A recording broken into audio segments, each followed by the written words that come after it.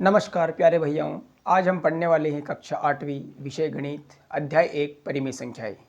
तो परिमेय संख्याओं के अंतर्गत जितने भी एग्जाम के दृष्टिकोण से महत्वपूर्ण प्रश्न बनते हैं, अन्य महत्वपूर्ण प्रश्न बनते हैं, उनके बारे में आज अपन विस्तारपूर्वक अध्ययन करेंगे।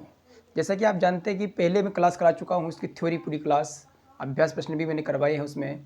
तो इस अध्याय में जो पढ़ेंगे अपन, परिमेय संख्याओं के कुछ गुणधर्म होते हैं, जैसे गुणात्मक तत्समक होता है, योज्य तत्समक होता है, क्रम विनिमय, सहचर्यता, बहुत सारे नियम पढ़ेंगे इसमें आज अपन। तो उस नियम के बारे में एक बार मैं आपके सामने क्विक रिवीजन करूंगा। तो उस नियम को पढ़ने के बाद उनसे संबंधित किस प्रकार से प्रश्न पूछे जाते हैं, उन प्रश्नों का अपन विस्तारपूर्वक अध्ययन करेंगे। तो चलिए शुरू करते हैं आज परिमेय संख्याओं से संबंधित जितने भी एग्जाम ओरिएंटेड महत्वपूर्ण प्रश्न बनते हैं। तो पहला क्वेश्चन है आपके सामने। पहले अपन गुणधर्म पढ़ लेते हैं, एक बार मैं आपका रिविजन करवा देता हूँ गुणधर्म के बारे में। तो पहला जो गुणधर्म है वो अपन पढ़ेंगे क्रम विनिमयता।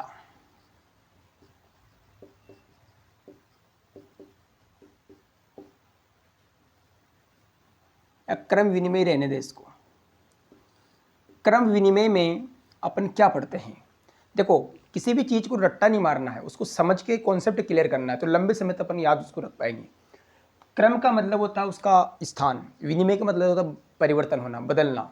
जब भी कोई दो संख्याएं आपस में अपना स्थान परिवर्तन कर लेती हैं, जैसे मान लीजिए दो भैया बैठे हुए हैं, तो पहले के स्थान पर दूसरा जाएगा, दूसरे के स्थान पर पहला चला जाएगा। तो जब दो संख्याएं अपना स्थान परिवर्तन कर लेती हैं तो उसमें जो गुणधर्म लागू होता है वो होता है क्रम विनिमय। तो यहाँ पर जो नियम लगेगा वो लगेगा क्रम विनिमय, यानी दो संख्याओं का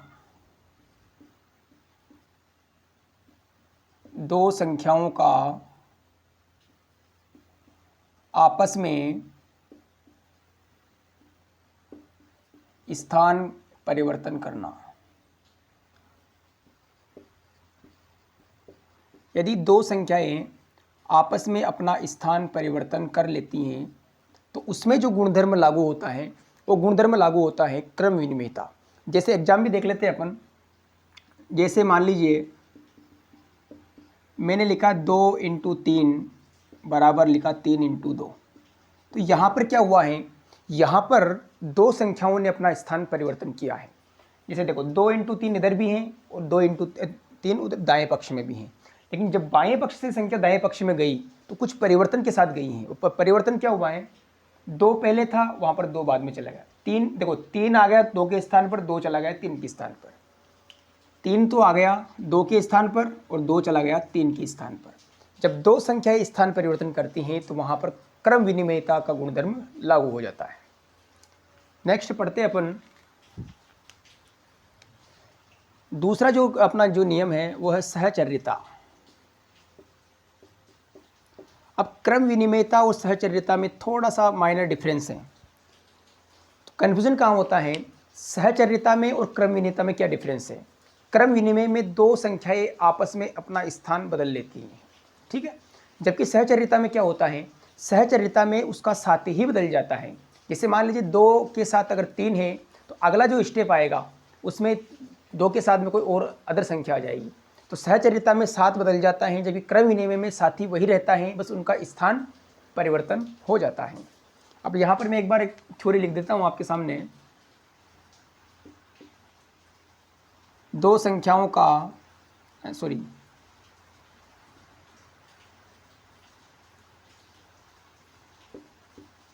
इसमें संख्याओं का साथ बदल जाता है,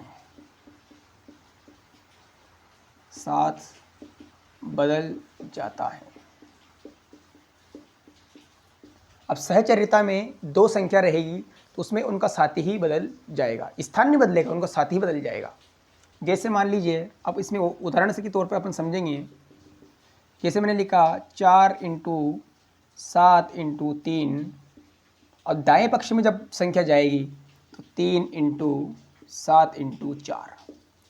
अब यहाँ पर क्या परिवर्तन हुआ है, अब इसको सहचर्यता क्यों बोलेंगे अपन। 7 के साथ में पहले 3 था, अब वहाँ 7 के साथ में 4 आ गया, यानी अंदर का जो साथी था वो बाहर आ गया, बाहर वाला अंदर चला गया। यानी दो भैया बैठे हुए हैं, एक ए सेक्शन में बैठा हुआ है, दूसरा बी में बैठा हुआ है। अगर ए वाले भैया को उठाकर बी सेक्शन में बिठा दिया जाए, यानी उनका रूम ही अपन ने चेंज कर दिया, क्लास पूरी चेंज कर दी, तो इसमें नियम लग जाएगा अपना सहचर्यता। जबकि जैसे ए सेक्शन में दो भैया एक बेंच पे बैठे हुए हैं, अगर दोनों भैया को उठाकर पहले वाले के स्थान पर दूसरे को बिठा दें और दूसरे वाले के स्थान पर पहले को बिठा दें तो वहाँ पर लग जाता है क्रम विनिमय। ठीक है। तीसरा अपन इसमें पढ़ते हैं गुणात्मक तत्समक। गुणात्मक तत्समक, अब नाम से ही स्पष्ट हो रहा है, किसी भी संख्या को अगर 1 से गुणा किया जाता है तो परिणाम जो आएगा वापस वही संख्या प्राप्त होगा। जैसे कोई भी संख्या मान लिया, जैसे मैं 3 को 1 से गुणा करूंगा तो 3 × 1 बराबर कितना आएगा, 3 आएगा। यानी 1 से गुणा करने पर किसी भी संख्या में कोई परिवर्तन नहीं होता है, तो वो कहलाता है अपना गुणात्मक तत्समक। चाहे तो आप लिख भी सकते हैं इसको, किसी संख्या को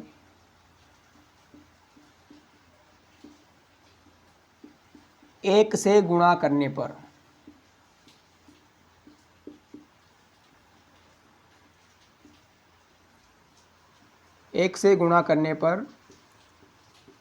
वही संख्या प्राप्त होती है।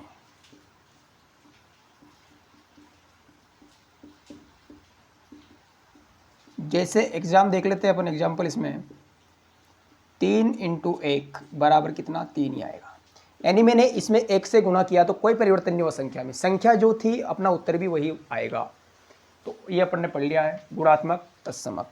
एक बार इनको आप नोट कर लीजिए, मैं पहले आपको थ्योरी पढ़ा रहा हूँ, फिर इसके बाद इनसे संबंधित कैसे प्रश्न बनते हैं एग्जाम में, उन प्रश्नों को मैं आपको अभ्यास भी करवाऊंगा। एक बार इसको नोट करें, फिर हम आगे पढ़ेंगे।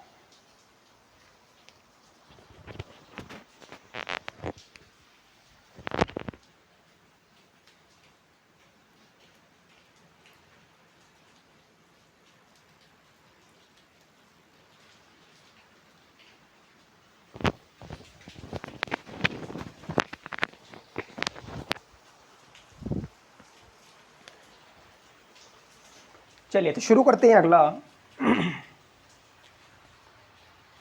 चौथा नियम। अपन ने पढ़ लिया है इसमें क्रम विनिमय, सहचर्यता और गुणात्मक तत्समक। अब पढ़ेंगे इसमें अगला नियम जो है अपना योज्य तत्समक।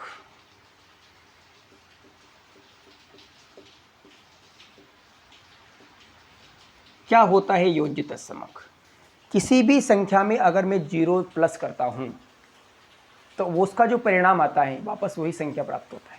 यानी किसी भी संख्या में अगर 0 जोड़ते हैं तो उसका जो परिणाम आएगा वही संख्या प्राप्त होता है, तो उसमें कहलाएगा अपना योज्य तत्समक। यानी इसमें चाहे तो आप थ्योरी के रूप में इसको नोट कर सकते हैं, किसी भी संख्या में 0 जोड़ने पर, किसी भी संख्या में 0 जोड़ने पर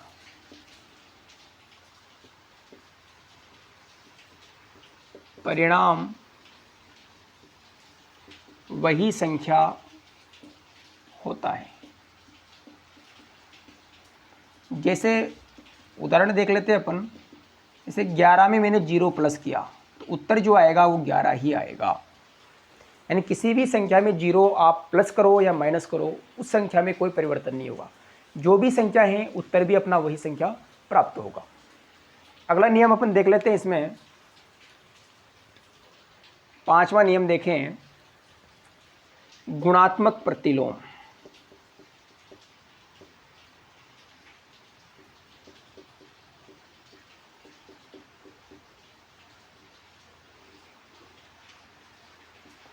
अब प्रतिलोम का मतलब होता है संख्या का अपोजिट करना, संख्याओं को उल्टा करना।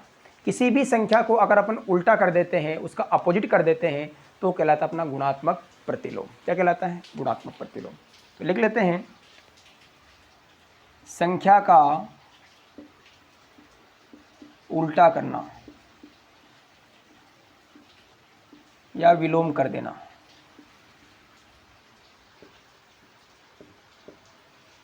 जैसे उदाहरण के तौर पे हम समझें, जैसे 19/10 इंटू 10/19। अब यहाँ मैं पूछूं आपसे, इसमें कौन सा गुणधर्म लागू होता है? तो आप भी जानते हैं 19/10 है, उधर भी वही संख्या है, बस मैंने इस पहले वाली संख्या का उल्टा कर दिया, अपोजिट कर दिया, तो क्या बन गया? 10/19। तो किसी भी संख्या का अपोजिट किया जाता है, संख्याओं को उल्टा किया जाता है, उसमें पलटी मारी जाती हैं, तो उसमें कहलाता है अपना गुणात्मक प्रतिलोम। तो इस प्रकार आज अपन ने कुछ महत्वपूर्ण थ्योरी पढ़ी हैं, कुछ गुणधर्म पढ़े हैं आपने, लेकिन परीक्षा में बोर्ड एग्जाम में, चाहे अर्धवार्षिक परीक्षा हो चाहे बोर्ड हो, उसमें परीक्षा में इस चैप्टर से प्रश्न किस प्रकार से पूछे जाएंगे, मिलान करने वाले प्रश्न भी आ सकते हैं, एक एक नंबर वाले प्रश्न भी आ सकते हैं। तो वो जो एग्जाम के दृष्टिकोण से जैसे प्रश्न पूछेंगे उन प्रश्नों का मैं आपको अब अभ्यास कराऊंगा। तो थ्योरी एक बार अपन ने थ्योरी का क्यों रिविजन कर लिया है, तो इस थ्योरी को आप 2-3 बार पढ़ें। अब हम शुरू करते हैं अभ्यास प्रश्न। एक बार इसको नोट कर लें, फिर अपन अभ्यास प्रश्न की ओर बढ़ेंगे।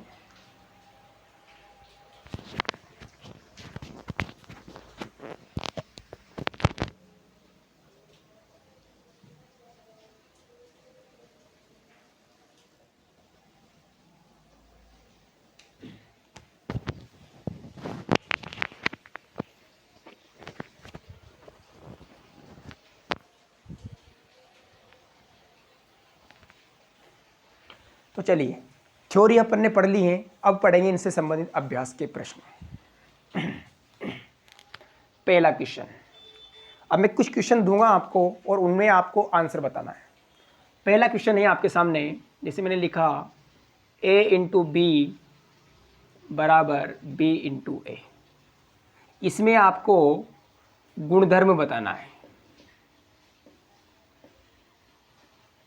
गुणधर्म बताएं। ठीक है। दूसरा क्वेश्चन है आपके सामने, जैसे मैंने लिखा 3/2 इंटू 2/7 इंटू 5/3 बराबर 5/3 इंटू 2/7 इंटू 3/2। इसमें भी आपको गुणधर्म बताना है। ठीक है। तीसरा क्वेश्चन है आपके सामने 11/15 15/11। इसमें भी आपको गुणधर्म बताना है।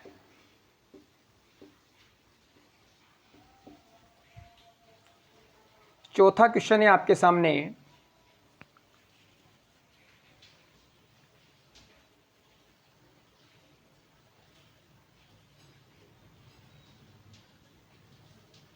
7 इंटू 5 और 5 इंटू 7। इसमें भी आपको गुणधर्म बताना है।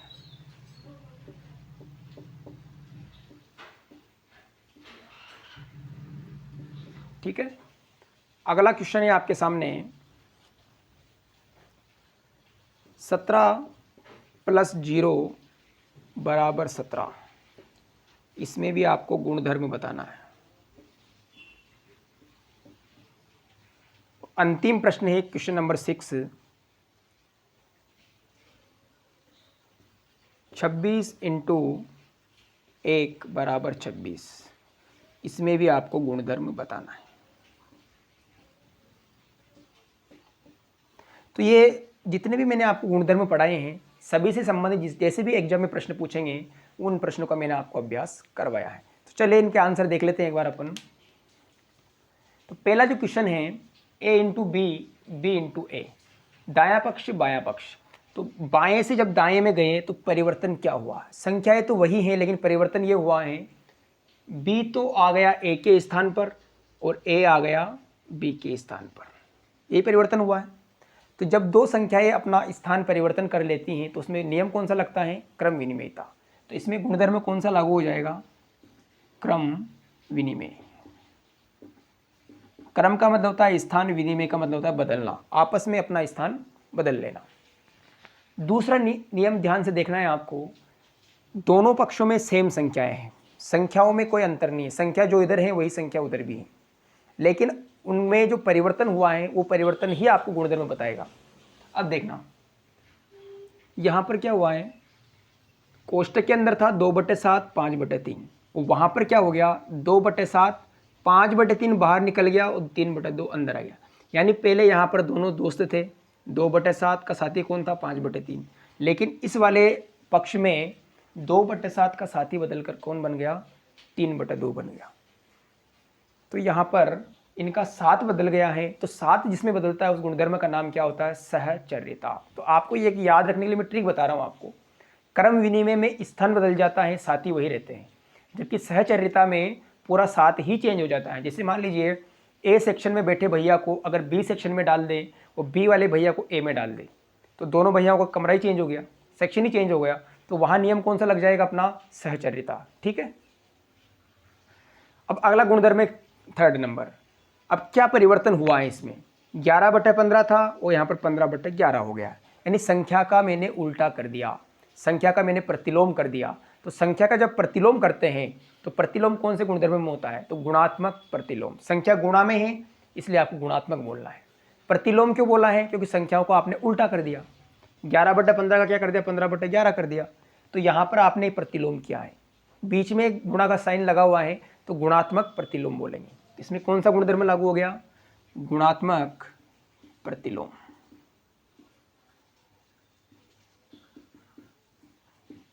यानी दो संख्याओं को उल्टा करके, एक संख्या को उल्टा करके गुणा कर दें तो उसमें गुणधर्म कौन सा लग जाएगा? गुणात्मक प्रतिलोम। अब देखते हैं यहाँ पर 7 × 5, 5 × 7, ये तो बहुत आसान है आपके लिए। अब क्या हुआ इसमें? साथी नहीं बदला है, पहले भी 5 और 7 दोनों दोस्त थे, यहाँ भी 5 और 7 दोनों साथ में ही हैं, लेकिन उनका स्थान परिवर्तन हो गया है। 5 7 के स्थान पर आ गया और 7 5 के स्थान पर चला गया।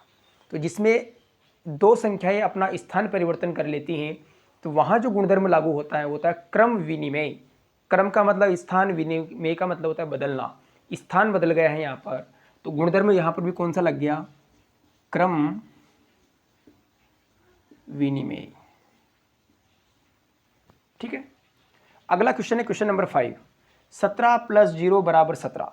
यानी मैंने कहा था आपसे 17 किसी भी संख्या में अगर अपन 0 प्लस करते हैं या 0 जोड़ते हैं तो परिणाम जो उत्तर आएगा वापस वही संख्या आएगा। यानी 0 के जोड़ने से घटाने से संख्या में कोई परिवर्तन नहीं होता है, वापस वही संख्या आता है।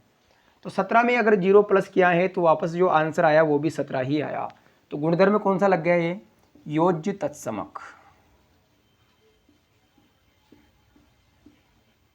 तो यहाँ पर गुणधर्म लागू हो गया अपना योज्य तत्समक। अगला है अपना 26 × 1 = 26।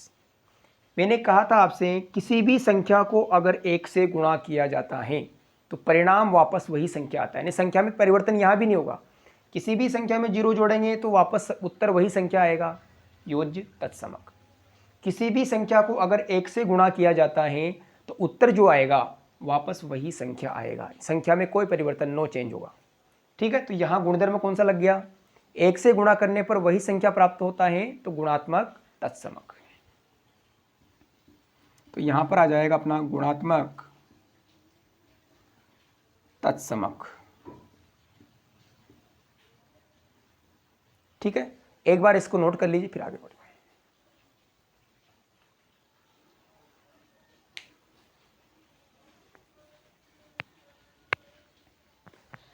तो चलिए आज के लिए इतना ही काफ़ी है।